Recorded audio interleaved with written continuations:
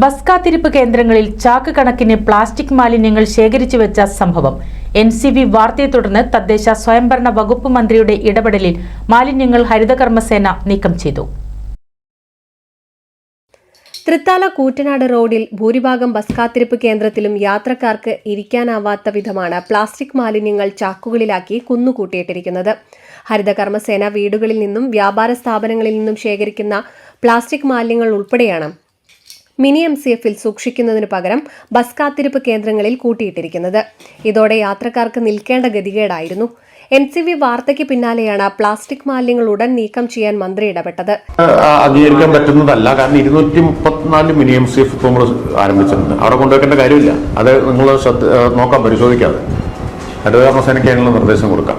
Plastic മാലിന്യം കൊണ്ടുവച്ചത് അംഗീകരിക്കാനാകില്ലെന്നും mini MCF ഇല്ലാത്തതാണെങ്കിൽ അടിയന്തരമായി നൽകുമെന്നും മന്ത്രി MB രാജേഷ് കഴിഞ്ഞ ദിവസം പ്രതികരിച്ചിരുന്നു.